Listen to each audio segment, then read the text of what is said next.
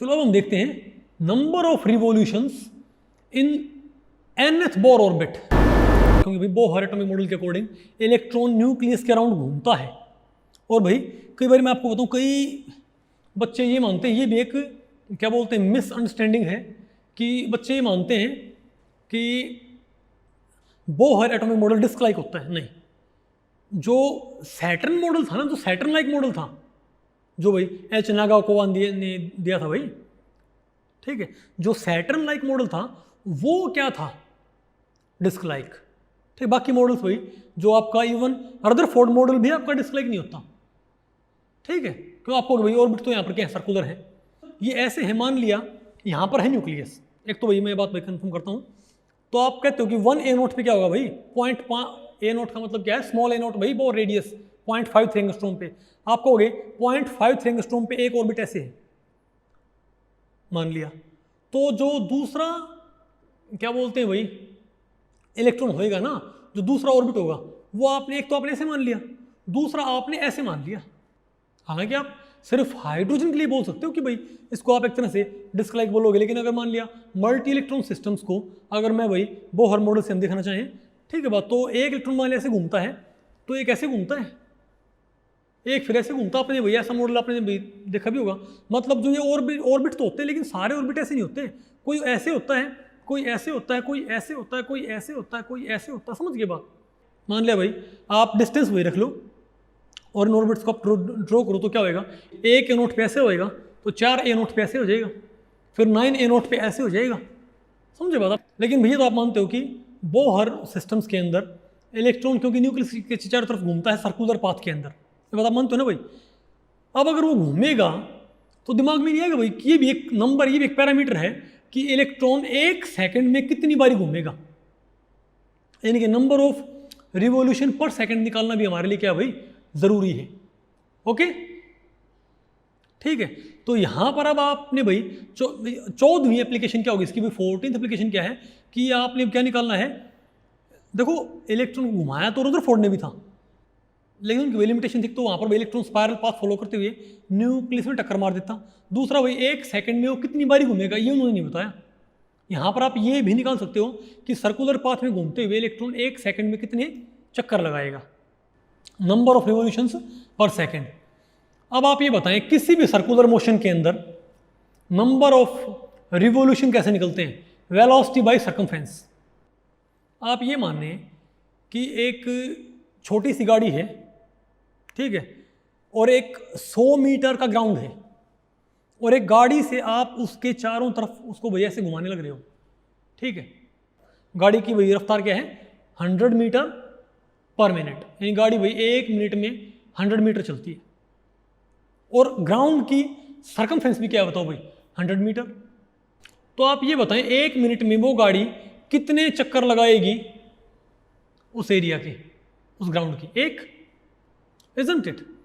अब अगर मैं ये कहूं कि गाड़ी की जो रफ्तार है वो 200 मीटर पर मिनट हो जाए, डबल हो जाए, इनकी सरकमफ्रेंस है जो ग्राउंड की वो तो 100 मीटर ही है, लेकिन गाड़ी की रफ्तार क्या है 200 मीटर पर मिनट, यानी गाड़ी 1 मिनट में 200 मीटर चलेगी, तो आधे मिनट में ही क्या वो पूरा चक्कर नहीं लगा लेगी। तो पहले आधे मिनट में क्या करेगी, वो एक चक्कर लगा लेगी, और अगले आधे मिनट में वो दूसरा चक्कर लगा लेगी। यानी 200 मीटर पर मिनट से अगर गाड़ी वही उसका चक्कर लगाती है तो नंबर ऑफ रिवॉल्यूशन पर मिनट क्या हो जाएंगे 2। अब अगर गाड़ी की रफ्तार क्या हो जाए भाई 300 मीटर पर मिनट, यानी गाड़ी 1 मिनट में 300 मीटर चलती है, तो 1 मिनट के तीसरे हिस्से में यानी कि 20 सेकंड में क्या कर लेगी, वो एक चक्कर लगा लेगी। तो पहली 20 सेकंड में एक चक्कर, अगली 20 सेकंड में दूसरा चक्कर, बोलो भाई अगली 20 सेकंड में तीसरा चक्कर। मिनट के 3 हिस्से आप कर दें तो पहले हिस्से में क्या करेगी भाई एक चक्कर, दूसरे हिस्से में अगला चक्कर, और तीसरे हिस्से में अगला चक्कर, इजंट इट। और अगर उस गाड़ी रफ्तार में हम क्या कर देते हैं 500 मीटर पर मिनट कर देते हैं, तो वो 1 मिनट में आप बताओ कितने चक्कर लगाएगी 5, क्योंकि वो मिनट के 5वें हिस्से में ही उसका एक पूरा चक्कर कर लेगी। तो आपने बात देखी भाई ग्राउंड की सरकमफ्रेंस क्या है 100 मीटर, ठीक है। तो 100 मीटर पर मिनट से अगर गाड़ी चलती है तो 1 मिनट में 1 चक्कर, 200 मीटर पर मिनट से गाड़ी चलती है तो 1 मिनट में 2 चक्कर, 300 मीटर पर मिनट चलती है तो 1 मिनट में 3 चक्कर, और 400 मीटर पर मिनट चलती है तो 1 मिनट में 4 चक्कर, और 500 मीटर पर मिनट से गाड़ी चलती हुई तो 1 मिनट में 5 चक्कर। अब मैं आपसे बात पूछूं, आप इन वेलोसिटीज को एक बार डिवाइड करियो सर्कमफ्रेंस ऑफ द ग्राउंड से 100 metre per minute by 100 metre, एक आंसर आता है 200 पर मिनट बाई 100, 2 पर मिनट, 300 पर minute by 100 metre, 3 per minute, 400 metre per minute by 100 metre, 4 per minute. यानी कि नंबर ऑफ रिवोल्यूशन किसी भी सर्कुलर मोशन में कैसे निकलते हैं, आप वेलोसिटी को डिवाइड कर दें सर्कमफ्रेंस तो आपके पास क्या जाएंगे भाई नंबर ऑफ रिवोल्यूशन। तो यहाँ भी आपने ऐसे ही करना है, ठीक है। तो क्वांटाइज सिस्टम के लिए नंबर ऑफ रिवोल्यूशन पर मिनट में क्या बोल दूंगा भाई, एन बोल देंगे इनको, ठीक है। तो ये बताओ क्या हो जाएंगे आपके पास, हो जाएंगे तो वेलोसिटी बाई सी एन, यानी कि nth बोर ऑर्बिट में number of revolution per second क्या हो जाएंगे, nth बोर ऑर्बिट में इलेक्ट्रॉन की वेलोसिटी और nth बोर ऑर्बिट की सर्कमफ्रेंस, तो v n by C n. अब सी एन क्या होती है 2 पाई आर एन। हालांकि मैं हमने भाई इसी लेक्चर में हमने पीछे हमने क्या निकाले थे, हमने वी एन का एक्सप्रेशन निकाला था, हमने सी एन का भी एक्सप्रेशन निकाला था। आप उनको आपस में डिवाइड कर सकते हो, लेकिन आप ये ना करना चाहो तो आप एक काम करो, वी एन ऐसे लिखो, सी एन बताओ क्या हुआ 2 पाई आर एन होएगा ना।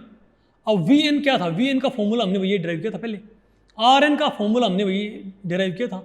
अब वी एन यहाँ पुट कर दो और सी आर एन यहाँ पुट कर दो, तो आपके पास भाई आर एन नीचे तो पलट जाएगा ना। अरे भाई आर एन का formula epsilon naught h square n square तो यहाँ रह जाएगा, ठीक है, और पाई एम ई की स्क्वेयर जेड ऊपर पहुँच जाएगा। अब आप इसको भी सिंपली आप जो कटता है उसको काट दो भाई, ठीक है। जैसे यहाँ पर बताओ क्या कटेगा, अरे भाई पाई से पाई क्या हो जाएगा, कैंसिल हो जाएगा ना। तो ये आपके पास आ जाएगा एम ई की 4 Z square divided by 2 × 2 4 epsilon naught square, ठीक है, H square sorry H cube square और स्क्वेयर तो वही थे, 1 पावर यहाँ पर 1 पावर यहाँ पर, तो क्यूब एच का और एन का भी क्यूब हो जाएगा, ठीक है ना। अब ये भी आप देखो, इसमें भी z और n के अलावा सभी कॉन्स्टेंट्स हैं। अब आप m की वैल्यू पुट करोगे, e की वैल्यू पुट, तो सब क्या है कॉन्स्टेंट्स। यानी आपने सिर्फ क्या डिफाइन करना पड़ेगा उस बोर सिस्टम का z और n। मान लो आपसे पूछ ले कि बताओ भाई लिथियम 2 पॉजिटिव के 5वें ऑर्बिट में बताओ कि कितने चक्कर लगाता है इलेक्ट्रॉन पर सेकेंड, तो बताओ यहाँ पर क्या हो जाएगा बताओ भाई। तो आपने यहाँ पर क्या करना है, m पुट करो, e पुट करो, 4 पुट करो, एप्सिलॉन पुट करो, h पुट करो, ठीक है। लिथियम 2 पॉजिटिव है, z 3 पुट करो, और 5वां ऑर्बिट है n 5 पुट करो। समझे बात। आप देखें तो आप m e 4 epsilon not h इन सब की आप वैल्यू पुट कर दें तो भाई ये कांस्टेंट हो जाएगा। उस कांस्टेंट को मैंने क्या बोल दिया n नॉट, ठीक है। n नॉट किसके बराबर है, n नॉट कांस्टेंट किसके बराबर होता है, नंबर ऑफ रिवोल्यूशंस पर second in the first Bohr orbit of hydrogen atom, क्या होगा आपका n नॉट, ठीक है। तो आप ये देखें भाई, अब आपने सिर्फ z और n डिफाइन करना है। यानी अगर आपको किसी भी बोर सिस्टम का सिर्फ क्या पता हो z और n, तो आपको क्या पता होगा भाई कि उस बोर सिस्टम के उस पर्टिकुलर बोर ऑर्बिट में इलेक्ट्रॉन 1 सेकंड में कितने चक्कर लगाने लग रहा है, क्योंकि n नॉट तो एक कांस्टेंट है। आप यहाँ से निकाल सकते हो आराम से इनकी वैल्यू पुट करके, मैंने कैलकुलेट किया नहीं लेकिन आप इसको भी कैलकुलेट कर सकते हो इजीली। यानी कि आपको ये पता लग गया। तो 14वीं एप्लीकेशन क्या है, यानी कि 14th एप्लीकेशन क्या है, किसी भी बोहर सिस्टम के अंदर ये पता कर सकते हो कि किसी बोहर सिस्टम में किसी बोर ऑर्बिट में इलेक्ट्रॉन 1 सेकंड में कितने चक्कर लगाता है। और ध्यान रखना भाई number of revolution per second क्या होते हैं, z के तो z स्क्वायर क्या होते हैं डायरेक्टली, और n क्यूब क्या होते हैं इनवर्सली। कोई आपसे पूछ ले कि हम n1 से कहाँ चले जाएं n3 में, तो नंबर ऑफ रिवोल्यूशन क्या होंगे, घटेंगे बढ़ेंगे। पहली बात तो भाई ये क्या है इनवर्सली, तो हम क्या बोलेंगे कि अगर हम n1 से n3 जाएं, यानी कि हम n बढ़ा दें, n बढ़ेगा तो नंबर ऑफ रिवोल्यूशन घटेंगे। और कितने घटेंगे, अगर मैं यहाँ पर 3 की पावर 3 करूँगा, अगर n 3 गुना बढ़ जाए तो n 3 की पावर 3 करियो, 3 × 3 × 3 तो बोलो भाई 27। यानी कि अगर n 3 गुना हो जाएगा तो नंबर ऑफ रिवोल्यूशन क्या हो जाएंगे भाई 27 गुना घट जाएंगे। n मान लिया यहाँ पर 1 हो तो 1 की 3 क्या होगा 1।